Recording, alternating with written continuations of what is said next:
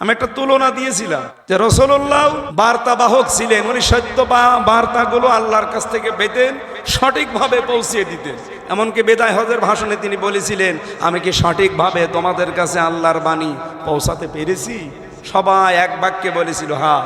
পৌঁছাননি, হাতে কলমে আপনি দেখিয়েছেন। তো সেই হিসাবে নবীজি সাংবাদিক না? রাসূলুল্লাহ সত্য সংবাদ পৌঁছিয়ে দিয়ে যদি পুরস্কার পায়, কিয়ামত পর্যন্ত যারা সত্যকে সত্য বলে আঁকড়িয়ে ধরে ওগুলো যারা প্রচার করতে গিয়ে বাধার সম্মুখীন হবে, তারা কি পুরস্কার পাবে না? আমি তাদের উদ্বুদ্ধ করার জন্য এটা বলেছি। পরে আমি সরিও বলেছি যদি ভুল হয় সংবাদ শব্দটা। এরপরও আমাকে অনেক পীর সাহেব বসে ও কাফের। আমি নাকি কাফের অলরেডি হয়ে গেছি। বিভিন্ন সময় মৌসুম আসে আর কেউ কেউ কাফেরের ঝুড়ি নিয়ে বসে। এর আগে ডক্টর মিজানুর রহমান আজহারিকে কাফের বলে একেবারে ভাসিয়ে দিয়েছে। আর এই সিজনে মনে হয় আমি শুরু হলাম। মনে হচ্ছে যে ও কাফের ফ্যাক্টরি নিয়ে বসেছে। আমি কাফের না ইমানদারে ঘোষণা আপনার কাছে নেওয়া লাগবে। আমি রাসূলুল্লাহকে খাটো করার জন্য, ছোট করার জন্য এই শব্দ বলেছি, তাহলে 3 বছর জেল খাটলাম কি ফাও ফাও? এখনো পর্যন্ত গালিগালাজ চলছে, বন্ধ হয়নি। আমি আসার সময় দেখলাম যে একজনকে যেন গালি দিয়েছে, জ্বর মরে যাওয়া উচিত। আপনি আমার এখনো মরণ কামনা বন্ধ করেননি। আপনি কি আমার মনের খবর জানেন যে আমি কেন এটা বলেছিলাম? আমার সামনে পুরা কুষ্টিয়ার জেলার সব কয়টা পত্রিকা, টেলিভিশনের সাংবাদিক বসে আছে, প্রায় 150। তাদের সামনে তাদের মর্যাদার কথা আমাকে বলতে দিয়েছে 6 মিনিট। তা আমি কি ওদেরকে পচাবো বসে বসে? তাদের আমি উদ্বুদ্ধ করলাম রাসূলুল্লাহর চরিত্র দিয়ে। এই জন্য আমার কথা হচ্ছে, কোরআনে কারিম যে পরিবেশে মানা যায় ওই পরিবেশ আমরা এখনো কায়েম করতে পারিনি। এই জন্য আমরা রত্তিলিল কোরআন তারতিলা এর হক আদায় এখন আমাদের হয়নি। 4 নম্বরে শুধু নিজে মানলেই হবে না, এটা যেন মানুষ মানতে পারে সেই পরিবেশ তৈরি করে যারা দিতে চেষ্টা করে। এই 4টা যারা মানতে পারে তারা হচ্ছে কোরআন হক আদায় করে তেলাওয়াতকারী। এখন আপনি বলেন আপনি কয়টা মানেন? আপনি শুদ্ধ করে পড়তে পারেন না, 1 নম্বরে নেই। 2 নম্বরে আপনি নিজে বোঝেন না, এটাও নেই। 3 নম্বরে আপনার প্র্যাকটিক্যাল লাইফ, এটা আপনি মানেনও না। 4 নম্বরে মানুষ যে মানবে আপনি পরিবেশ তৈরি করে দিতে তো চান না, যারা চায় তাদের বিরুদ্ধে ফতোয়াবাজি করে।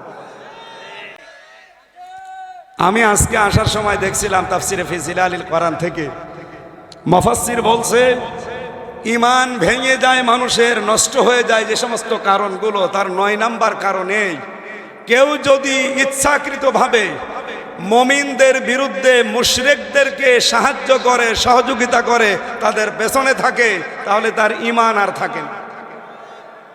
বাংলাদেশে যেই মানুষগুলো মুখ ফুটে বলে ফেলে যে আমরা শরিয়া আইন বিশ্বাস করি না, আপনি যারা শরিয়া আইন বিশ্বাস করে তাদের পেছনে না থেকে এই মানুষগুলোর পেছনে সাপোর্ট দেন, তাদের সাথে সহযোগিতা করেন, তাদের সাথে মিলেমিশে থাকেন, আপনার যত বড় দাড়ি হোক ঈমানে সমস্যা আছে। তাই কথা বলা লাগবে। হয় আপনার ঈমানে সমস্যা থাকবে, না এই আয়াতে সমস্যা থাকবে। আল্লাহর আয়াতে কি সমস্যা থাকার কথা? বলেন বলেন বলেন। ওটা পাবেন সূরা আলে ইমরানের 28 নম্বর আয়াতে। বাড়ি যে তাফসিরে মিলিয়ে, যারা মুমিন বাদ দিয়ে মুশরিকদেরকে সাপোর্ট করে, সহযোগিতা করে, তাদের পেছনে থাকে, তাদের ঈমান আর থাকে না, নষ্ট হয়ে যায়। ওযু করলেই কি ওযু থাকে না নষ্ট হয়? বলেন বলেন। কয় কারণে? 7 কারণে। নামাজ পড়লেই নামাজ হয় না, নামাজ নষ্ট হয়। কয় কারণে? হ্যাঁ 19। এরকম প্রতিটি ইবাদত করলেই হয় না, ওটা আমার নষ্ট হয়ে যায়। ওই নষ্ট হওয়ার জায়গায় আপনি যদি বান্দাল দিতে পারেন, বন্ধ করতে পারেন, প্রতিবন্ধকতা সৃষ্টি করতে পারেন, আপনার ইবাদত পারফেক্ট। তো ঈমান আপনার আছে না গেছে এটা দেখবেন না। 10টা কারণে ঈমান ভেঙে যায়, তার ভেতরে 9 নম্বর কারণ এইটা। আর বাংলাদেশে এই কারণটা আমি মিলিয়ে দেখেছি, বহু ঈমানদারের ঈমান অলরেডি নষ্ট হয়ে গেছে, চলে গেছে। ও জানি আমরা আদর্শ নেতা হতে হলে রাসূল ছাড়া অন্য কাউকে মানলে আদর্শ নেতা পাবেন? এই কথা বলেন না কেন? কেউ যদি আদর্শ স্বামী হতে চায়, সে অবশ্যই রাসূলুল্লাহকে ফলো করা লাগবে। কেউ আদর্শ রাজনীতিবিদ হতে চাইলে রাসূলুল্লাহকে ফলো করা লাগবে। কেউ আদর্শ রাষ্ট্রনায়ক হতে চাইলে রাসূলুল্লাহকে ফলো করা লাগবে। এই কথা বলা লাগবে। কেউ আদর্শ নানা হতে চাইলে রাসূলুল্লাহকে ফলো করা লাগবে।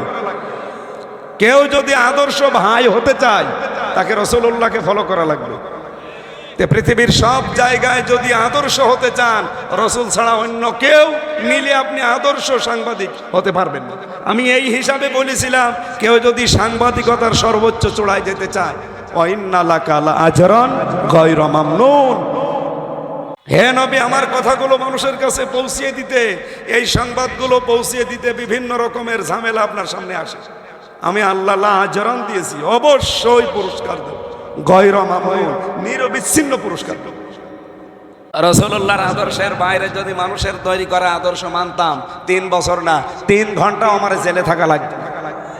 আমার যেই দিন ধরেছে ওই দিনই যদি বলতাম বাবা শাহজালাল সব হালাল, আমি আছি, আমি ওলামা লীগের সেক্রেটারি, বলেন, আমারে একদিনও রাখতো না। আমারে যাওয়ার সময় কিন্তু পাখি পড়াচ্ছিল যে এখনো যদি বলেন যে আমি ওলামা লীগ করবো, আমি আজকে সব তালাক দিয়ে দিলাম, আপনাকে আরো পর্যন্ত নিয়ে যাব না, ছেড়ে দেব। আমি রাজি হলে ওই দিনই মাপ পেয়ে যেতাম। আমি রাজি হয়নি বলেই তো আমার এই অবস্থা করলো। আর আপনি এখন ফতোয়ার ঝড়ি নিয়ে বসেছে। আমারে কাফের বললে আমার মা বাবারও বসে, ওরাও কাফের। আমার মা আজকে আমারে বলছিল, তোর জন্ম দিয়ে কি ভুল করলাম, তোর জন্য আমরাও কাফের হয়ে গেল। মানে কমেন্টে কিছু কিছু মানুষ একটু বুঝে শুনে লাগাম দিয়ে কথা বলতে পারেন না। কেশো পীর তার দরবার থেকে এখন ফতোয়া দিচ্ছে যে বাংলাদেশ জামাত ইসলামী এই 80 বছরে নাকি তাদের কোনো অর্জন নেই, তাদের দুনিয়া আখিরাত সব বরবাদ। তা আপনি কি কিছু দেখতে পান কোনো অর্জন? এই 80 বছরে লক্ষ লক্ষ মানুষ ইসলামের আলো পেয়েছে জামাত ইসলামী বাংলাদেশের কারণে। লক্ষ লক্ষ মানুষ সেবা পেয়েছে বিভিন্ন হাসপাতাল, বিভিন্ন ব্যাংকিং ব্যবস্থার মাধ্যমে। আপনি কি করেছেন বলেন তো? খালি দরবার আর পেট ছাড়া কি আছে আপনার? আপনার কোনো কিছু থাকলে আপনি বলেন যে আমার এটা আছে, কি আছে আপনার? আপনি একামতে দিনের এদের কোনো গুরুত্ব দেন না। এই মানুষগুলোর বিরুদ্ধে খালি ফতোয়া নিয়ে আসার সময় গণতন্ত্র গণতন্ত্র নিয়ে আসেন। এই দেশে সশস্ত্র জিহাদের মাধ্যমে ইসলাম কায়েম করা এখন সম্ভব? এটাকে আফগানিস্তান পেয়েছেন যে চারিদিকে পাহাড় বেষ্টিত, আপনি লুকিয়ে পড়বেন? তারা 2টা পরাশক্তির সাথে, রাশিয়ার মতো আমেরিকার মতো এত বড় বড় পরাশক্তি, সুপার পাওয়ার তারা পৃথিবীর। এরা 40 বছর একাধারে বম্বিং করে কিচ্ছু করতে পারে না, কারণ তাদের সেই ব্যবস্থাগুলো ছিল। আপনার কি আছে? আপনার তো 40 বছর লাগবে না, 40 সেকেন্ডে একটা বোম মারলে এদের উড়িয়ে দেবে। আপনি খালি দরবারের কোনায় বসে বসে ফতোয়াবাজি করেন, বাস্তবতা বোঝেন? এই বাস্তবতাগুলো যারা বুঝতে পারে, এই মানুষগুলো দেখেন, আল্লাহ রাব্বুল আলামিন আমার মনে হচ্ছে পৃথিবীর মানুষকে তাদের দিকে আজ ঝুঁকিয়ে দিয়েছে। এই দেশে আমরা দেখতে পাই অন্যান্য দলের মানুষগুলো তারা বিভিন্ন রাষ্ট্রদূতের সাথে সাক্ষাৎ করার জন্য দৌড়ঝাঁপ করে। আরে 1 মাসে 35টা দেশের রাষ্ট্রদূত এসে আমিরে জামাতের সাথে ধর্ণা দিয়েছে দেখা করার।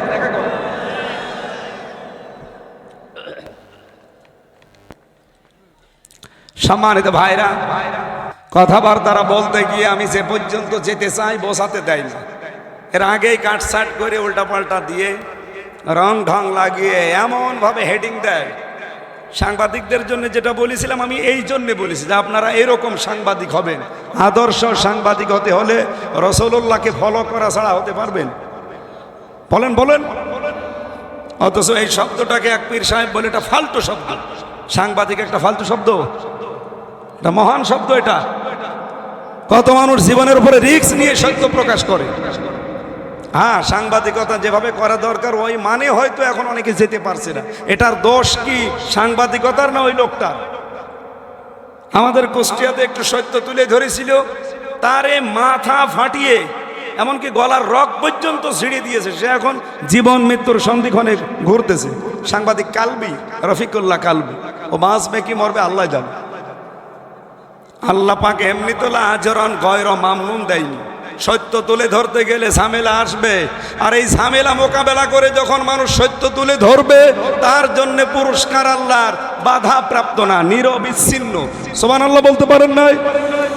আমরা এরকম পুরস্কার পেতে চাই না, সত্যের পক্ষে এবং সত্য তুলে ধরার মাধ্যমে। আমার ভাইরা, এখানে বাংলাদেশে যেহেতু সেই পরিবেশ এখনো আসে নাই, আমরা চেষ্টা করছি ওটা তৈরি করে দেওয়ার, যেখানে থাকলে অন্তত কোরআনে কারিমকে মানা যায়। আমরা আল্লাহর দিকে কম বেশি সবাই ডাকি, অন্য ধর্মের লোক বাদ দিয়ে। এদেশে আদর্শগত মত পার্থক্য আমাদের থাকতে পারে, কিন্তু আল্লাহর দিকে আমরা ডাকি কম বেশি। এ কথায় একমত আছেন না?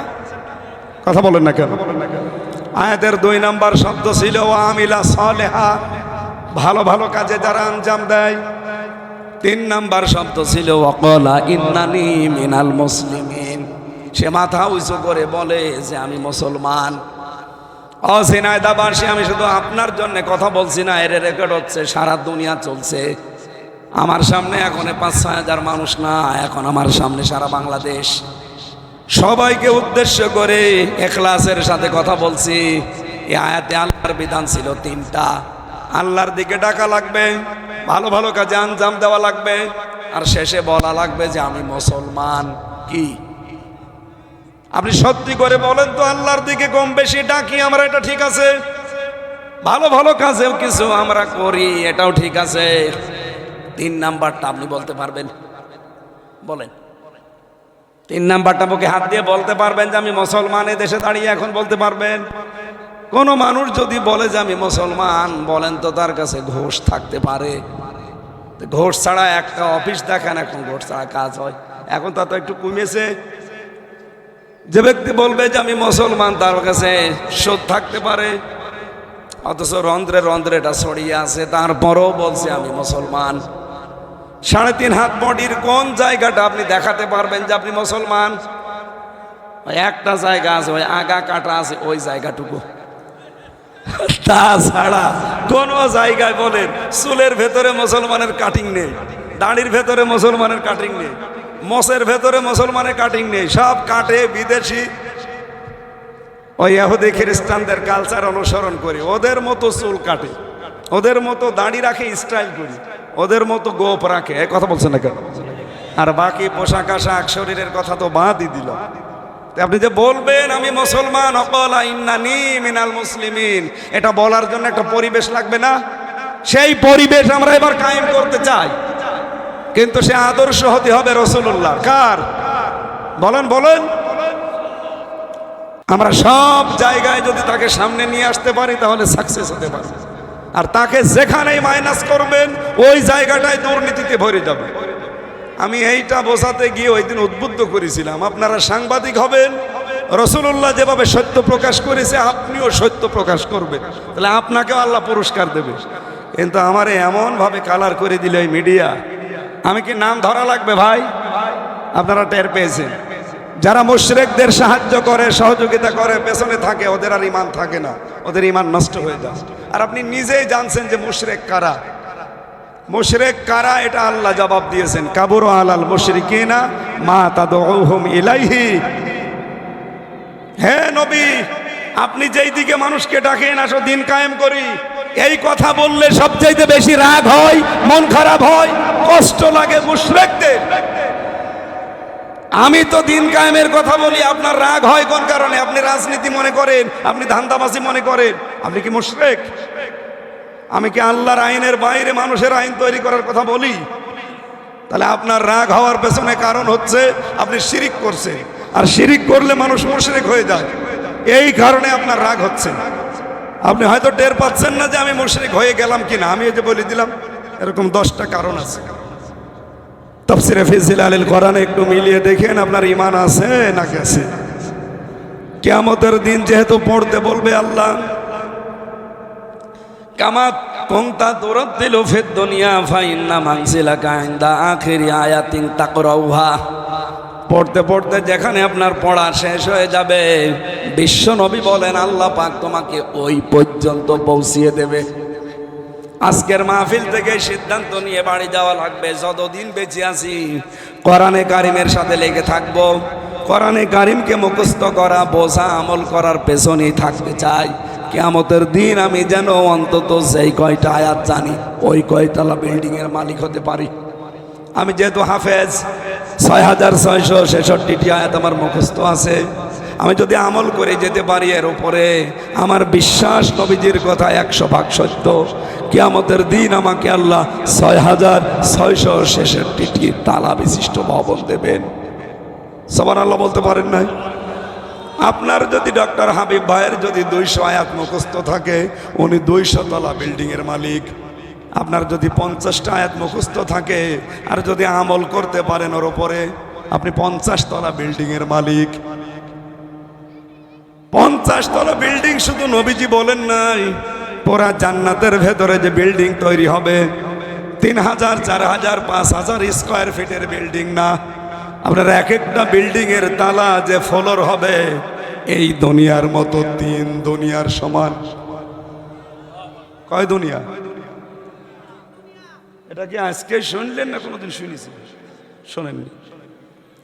কেন শোনেননি এবার আমি ব্যাখ্যা করছি, শোনেন।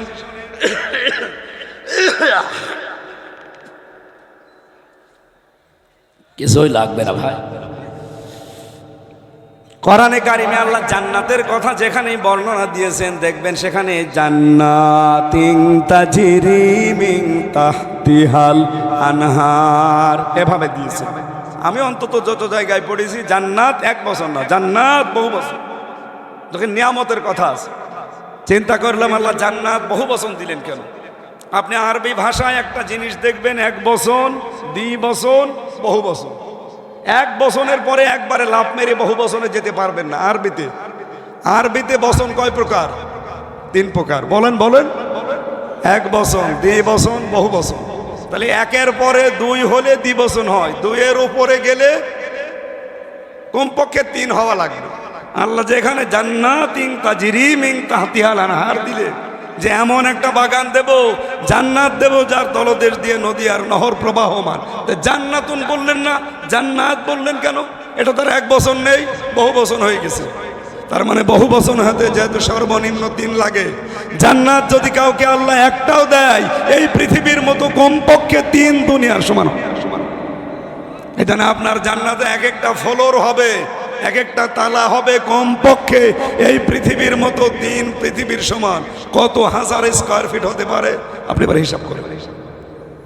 ঝিনাইদহ শহরে অথবা নলডাঙ্গা বাজারে যদি 20 তলা একটা বিল্ডিং আপনার থাকে, যদি 2000 স্কয়ার ফিটের বিল্ডিং হয়, অথবা 7000 স্কয়ার ফিটের বিল্ডিং 20 তলা, আপনি এলাকার সর্বশ্রেষ্ঠ ধনী।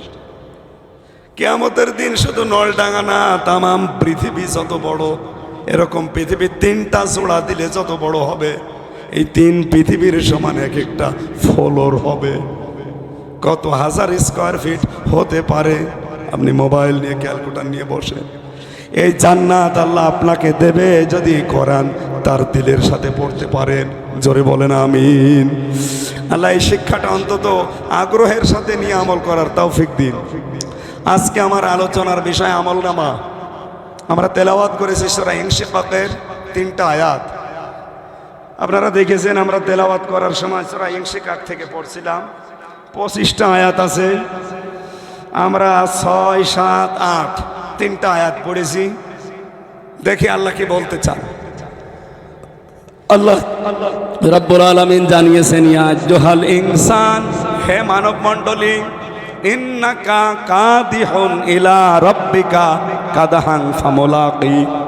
ভালো করো আর মন্দ করো, যেভাবেই হোক তোমাদের প্রভুর কাছে যখন তোমরা পৌঁছাবে কঠোর পরিশ্রম করে ঠিক তোমাদের যেটা দেওয়া দরকার আল্লাহ তোমাদের এটা দিয়ে দেবে। এটা একটা অর্থ। এরকম 33টা অর্থ আমি লিখেছি বিভিন্ন জায়গা থেকে। এক একটা আয়াতের এখানে অর্থ লেখা আছে 33টা, এটা একটা বললাম। এর সহজ অর্থ হয় এরকম, হে মানুষেরা তোমাদের প্রভুর কাছে পৌঁছাতে কঠোর পরিশ্রম করো, এটা একটা।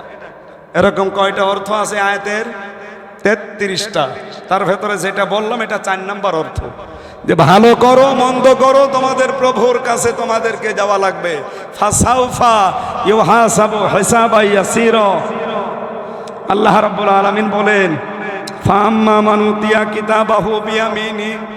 আল্লাহর কাছে যাবার পরে যখন ডান হাতে আল্লাহ আমলনামা দেবেন, তার হিসাব আমার আল্লাহ সহজ করে দেবেন। রাব্বুল আলামিন এর পরে জানিয়েছেন, ওয়ায়ানকালিবু ইলা আহলিহি মাসরুরা। এই লোকটা দৌড়িয়ে লাফাতে লাফাতে তার আত্মীয় স্বজনের কাছে, নিকটবর্তী মানুষের কাছে আনন্দ নিয়ে এগুলো দেখাবে। আপনারা এই আমার 33 বছর বা হাবিব ভাইয়ের 50 বছর, এই আমল নামাটা কিয়ামতের দিন যখন আল্লাহ দেবে, ওটা যদি সত্যিই ডান হাতে আমরা পাই, আমরা দুইজনেই দৌড় দেব আমার আত্মীয় স্বজন, মা বাবা, স্ত্রী, পুত্র, সন্তানাদির কাছে, যে বলবো দেখো আল্লাহ আমাদেরকে কি সুন্দর রেজাল্ট দিয়েছে।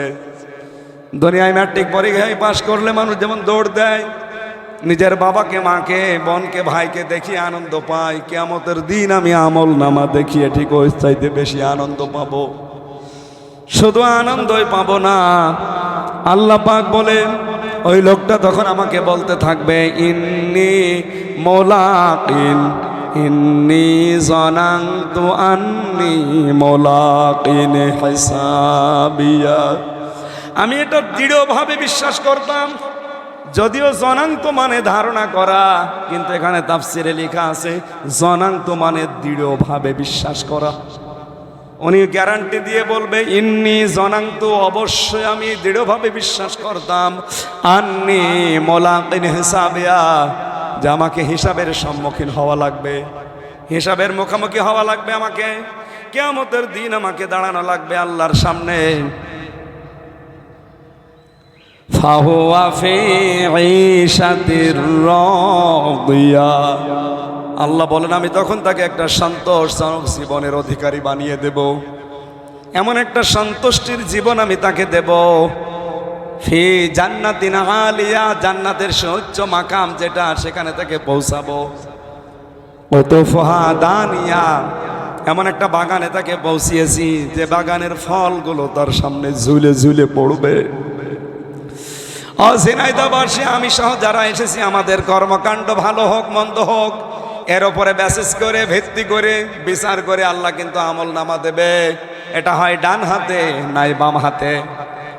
রব্বুল আলামিন ডাক দেবেন নিজের থেকে, কুলু ওয়াশরাবু হানিয়াম বিমা আসলাফতুম ফিল আইয়ামিল খালিয়া। খাওয়ার পান করো, দুনিয়ায় বহু কষ্ট স্বীকার করেছিলে আমি আল্লাহ পর্যন্ত আসতে। এখানে আল্লাহ পর্যন্ত আসতে মানে জান্নাত পর্যন্ত আসতে। বহু কষ্ট স্বীকার করেছিলে দুনিয়ায়, বহু টাটকা সুখগুলো ছেড়ে দিয়েছিলে। আজকে খাও এবং পান করো, যত ইচ্ছা লাগে, যা মনে লাগে তাই। এমনকি কুতুফুহা দানিয়ার ব্যাখ্যায় আমি পড়লাম, এটা পৃথিবীর সাথে মিলবে না। দুনিয়ায় যত সুন্দর বাগান হোক, আপনি বাগানে গিয়ে যদি বলেন বাগানের ফল আমি এখনই খেতে চাই, আমার মুখের ভেতরে চলে আসবে। আল্লাহ বলেন জান্নাত আমি এইভাবে বানিয়েছি, ওয়ালাকুম ফিহা মা তাশতাহি আনফুসুকুম ওয়ালাকুম ফিহা মা তাদউন নুজুলাম মিন গফুরির রহিম। মনের ভেতরে যার যা কামনা আসবে, বাসনা আসবে, সঙ্গে সঙ্গে কামনা আসলে ওইটা কবুল হয়ে যাবে। জোরে বলেন সুবহানাল্লাহ। মনের ভেতরে যদি কারো কামনা আসে যে এখন আমার একটা ফল খেতে পারলে ভালো হতো, আল্লাহ বলেন কুতুফুহা দানিয়া, ফলগুলো যে ঝুলে ঝুলে থাকবে তোমার সামনে, শুধু বলতে দেরি, চলে আসবে নিজের কাছে। শুধু চলে আসবে না, মুখের ভেতরে ফল নিজে চলে যাবে। এতটুকু আল্লাহ দিতে দিতে এবার আর একটা সাইড দিয়েছেন। রব্বুল আলামিন বলেন, ওয়া আম্মা মান উতিয়া কিতাবাহু বিশিমালি ফায়াকুলু ইয়া লাইতানি লাম উতা কিতাবিয়া। ভালো আর মন্দ যাই করেন, এটা নিয়ে যখন প্রভুর দরবারে মানুষ হাজির হবে, আল্লাহ পাক যাকে বাম হাতে আমল নামা দেবে, ওরটার এইভাবে সহজারতে দেবে না। তাফসীর লিখেছে এই বুকের ভেতরে ফাঁকা করে বাম হাত ঢোকাবে, এর ভেতর দিয়ে পেছন দিয়ে বের করবে। আমল নামা যেটা বই কিতাব যাই বলেন ওটা দিয়ে দেবে। এখানে হাত আছে বুকের ভেতরে দেওয়া, আপনি হাতের ওপরে বই দেওয়া, আমল নামা দেওয়া, আপনি ওখানে পড়বেন তা না। এই হাত টান দিয়ে ফেরেশতারা বের করবে বুকের মাঝখান দিয়ে। এবার যা আছে এখানে সব ব্যাংকে চোরে চোরমার হয়ে যাবে। সামনে আসার পরে বলবে আমল নামা যদি আমাকে না দেওয়া হতো কতই না ভালো হতো। আমাদের জীবনে এরকম সময় যেন না আসে, বলেন আমিন। আল্লাহ পাক বলেন ওয়ালা মাদরি মা হিসাবিয়া, ও বলবে যে আমি মনে মনে করতাম, আমি হিসাব করতাম যে আমার মনে হয় জবাব দেওয়া লাগবে না। আমি মনে মনে ধারণা করেছিলাম এটা যে আলাম আদিরি মা হিসাবে আমার কোনো হিসাব মনে হয় হবে না। মাগনা ইয়া লাইতাহা কানাতিল কাযিয়া, আফসোস হচ্ছে আমার এই আমল নামা দেওয়া পর্যন্ত যদি আমার মরণ হয়ে যেত, এটাই যদি শেষ ফায়সালা হয়ে যেত, তাহলে আমার জন্য কতই না ভালো হতো। ও পেছনের দিকে তাকাবে আর ভাববে কই আমার সেই সালতানিয়াত কই, মা আগনা আন্নি মালিয়া, আমার সে মাল কই, সম্পদ কই, যেগুলো আমি দুনিয়ার দিকে তাকিয়ে বহু বহু কিছুর মালিক হয়েছিলাম। হালাকা আন্নি সুলতানিয়া, আমার কিচ্ছু কাজে আসে নাই, সব ধ্বংস হয়ে গেছে। আমার যে ক্ষমতা ছিল, সালতানিয়াত ছিল, আমার যে পাওয়ার ছিল, প্রভাব প্রতিপত্তি ছিল, সব কিছু আজ আমার থেকে দূর হয়ে গেল, একটাও আমার কাজে আসলো না। আল্লাহ তখন এত রেগে যাবেন লোকটার প্রতি, ফেরেশতাদেরকে বললেন খুযুহু ফাগুল্লু সুম্মাল জাহিমা সাল্লু, একে ধরো উব্দ করে জাহান্নামে নিয়ে যাও। এতটুকু আল্লাহ শেষ করেননি, সুম্মা ফি সিলসিলাতিন যারউহা সাবউনা যিরাআন ফাসলুকু, আল্লাহ পাক বলবেন একে ৭০ গজ শিকল দিয়ে বেঁধে ফেলো। ঝিনাইদহবাসী একটা মানুষকে বাঁধতে কি ৭০ গজ শিকল লাগে? ১-১.৫ হাত ২ হাত হলেই তো বেঁধে ফেলা যায়। এত বড় বিশাল সেকুলের কথা কেন বললেন? এত বড় বিশাল সেকুলের কথা এজন্য বলেছেন কারণ এই লোকটাকে বড় শিকল দিয়ে বেঁধে টানতে টানতে নিয়ে যাবে ময়দানে মাশারে, লক্ষ লক্ষ মানুষ থেকে ওর দিকে থুতো নিক্ষেপ করবে। বলেন নাউজুবিল্লাহ। এটা যেহেতু বিভিন্ন জায়গায় পৌঁছাচ্ছে, আজ যারা মালের পেছনে, সম্পদের পেছনে, টাকার পেছনে, অর্থের পেছনে, ক্ষমতার পেছনে পড়ে আমল নামার দিকে খেয়াল নেই কি বানিয়েছেন। এই আমল নামা যখন বাম হাতে আল্লাহ পেছন দিকে ঘুরিয়ে দেবে, কি হবে আপনি টের পাচ্ছেন? এত বড় বিশাল সেকল দিয়ে বেঁধে মনে করেন এই নলডাঙ্গা থেকে ঝিনাইদহ পর্যন্ত নিয়ে যাবে আপনাকে, হাসরের ময়দানে টানবে। আর লক্ষ লক্ষ এই হাসরবাসী আপনাকে দেখে বলবে ছি থু। কি মনে হবে নিজেকে দাঁড় করান তো ওই জায়গায়। আজ আমি ঝিনাইদহ আসলে আমার জন্য 10টা গেট তৈরি হয়ে যায়, কত মানুষ আমার দিকে মুসাফা করার জন্য লাইন দিয়ে থাকে, অথচ আমি যে আমল নামা বানিয়েছি কিয়ামতের দিন কিন্তু আমার শিকল দিয়ে বেঁধে এভাবে নিয়ে যাবে।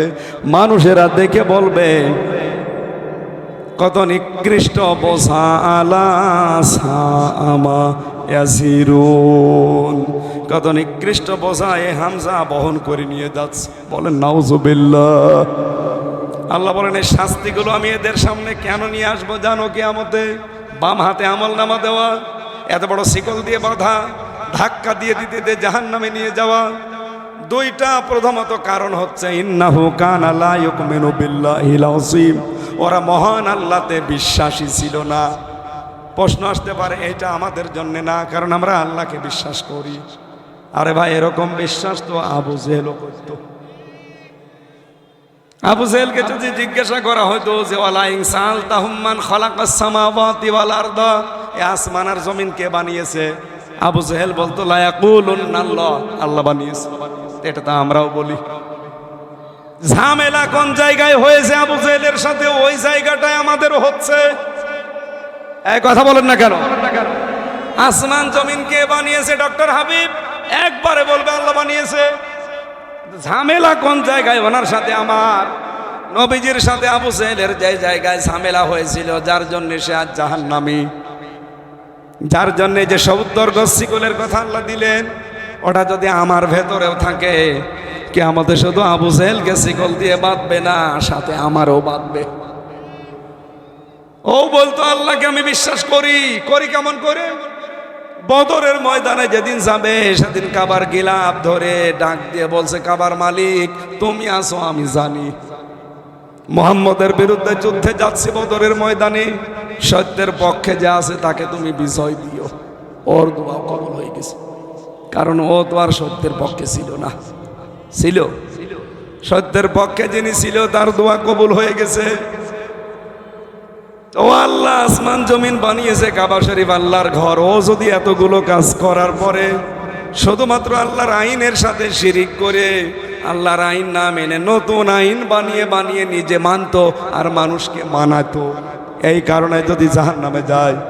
আজ বাংলাদেশে যারা আল্লাহর আইন বাদ দিয়ে অন্যের আইন প্রতিষ্ঠার জন্য আন্দোলন করেন, অন্যের আইন নিজেরা মানবেন, অন্যকে মানাবেন বলে আপনারা দল করেন, আপনি বলেন তো আপনার ভেতরে আর আবু জেহেলের ভেতরে পার্থক্য কোন জায়গায়? হ্যাঁ, আপনি বলতে পারেন হুজুর আমি কিন্তু নলডাঙ্গা জামে মসজিদের সভাপতি।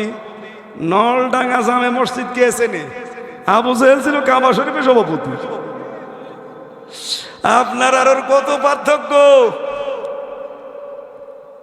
যদি বলতে চান যে হ্যাঁ আমি শুধু সভাপতি না এই মসজিদের, আমি হজ করে এসেছি, আপনি বলেন আবু জেহেল ও কিন্তু হাজি যারা তাদের পানি পান করাইতো, যদিও তার স্বার্থ ছিল। কাবা শরীফ কেন্দ্রিক সে ব্যবসা করে খেত, লক্ষ লক্ষ মানুষ সারা পৃথিবী থেকে আসতো, ওটা ওদের ব্যবসার জায়গা মনে করতো, এই জন্য খেদমত করতো। আমরা অনেকে ইসলামকে দিনকে যদি এরকম একটা জায়গায় রেখে বাকি সবগুলো চলে শয়তানের মত মতো, কিয়ামতের দিন আমার আপনার জন্যও 70 গজ শিকল অপেক্ষা করছে। 2 নম্বরে গুণ ছিল কি তার? ওয়ালা ইয়াহুদ্দু আলা তাআমিল মিসকিন, সে মিসকিনদেরকে খাবার দিত না এবং খাবার দেওয়ার উৎসাহ জাগাতো। এখন মিসকিন কি? এটা সাকান থেকে এসেছে। সাকানা এসকুনু মানে বসবাস করার জায়গা যাদের নেই, এই জায়গাগুলো যারা তৈরি করে দেয় না এবং তৈরি করে দেওয়ার জন্য উদ্বুদ্ধ করে না। আজ 14 মাস চলছে, কত মানুষের ঠাঁই নেই মাথা গোজার মতো। কত মানুষ এই 24 জুলাইয়ে আগস্টে অনেক কিছু হারিয়েছে, হাত পা অঙ্গ প্রত্যঙ্গ তো হারিয়েছে, মাথা গোজার মতো ঠাঁইও হারিয়েছে। তা আমাদের উচিত ছিল না এই মানুষগুলোর পাশে দাঁড়িয়ে অন্তত তাদের মাথা গোজার একটা ঠাঁই তৈরি করে দেওয়া?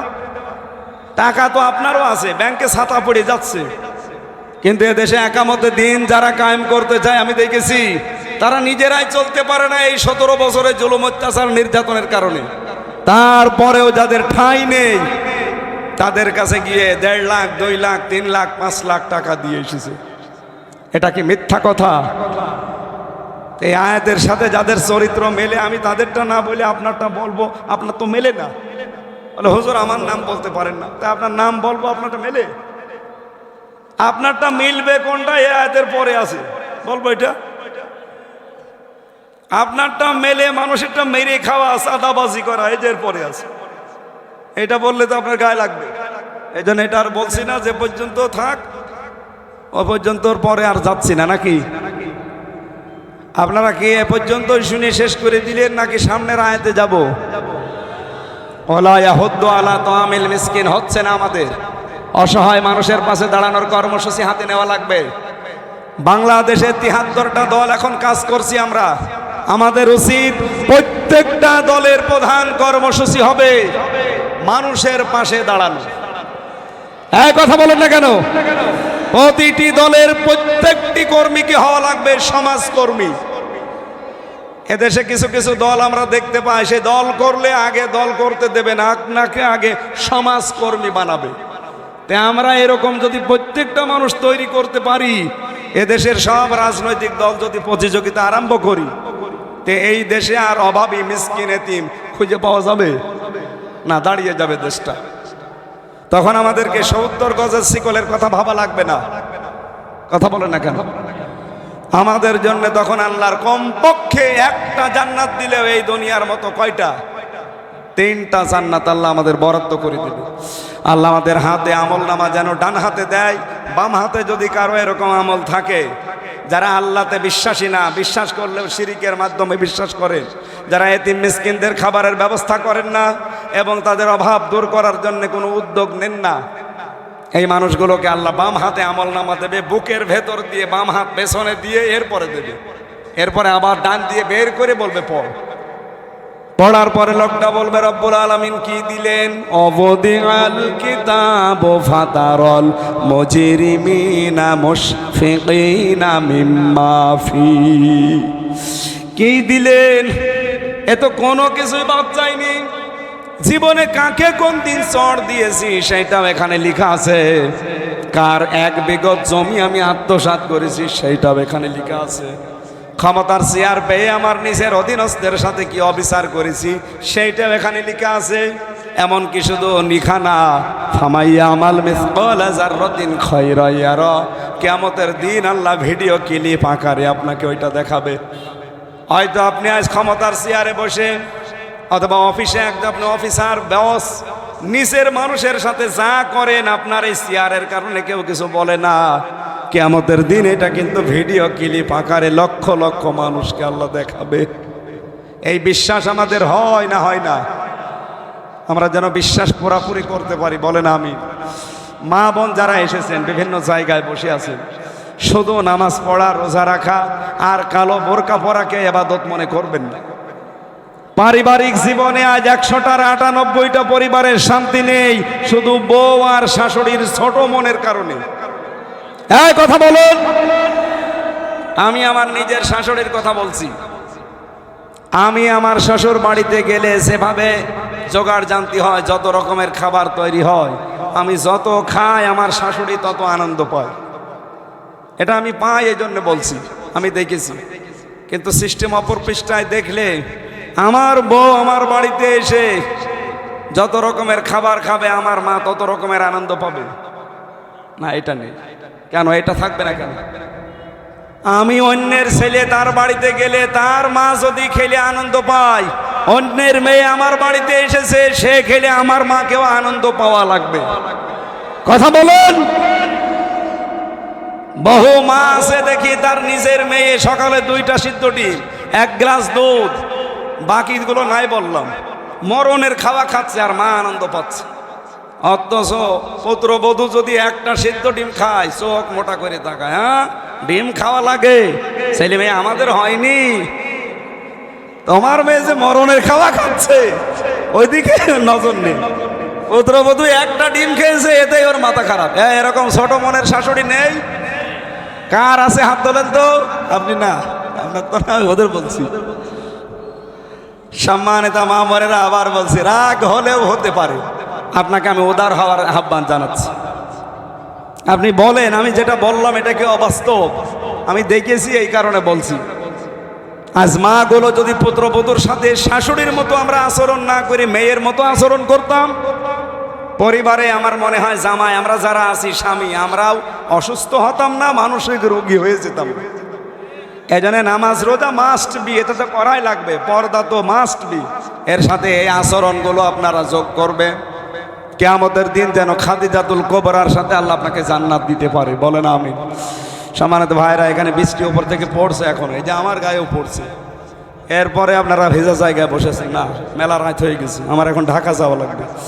মেয়েদের জন্য 2টা বই আমি লিখেছিলাম, যেতে পারেন এই দাম্পত্য জীবনের কলহ এবং এর সমাধান, যেটা ওয়াজ করতাম এটা আমি লিখেছি।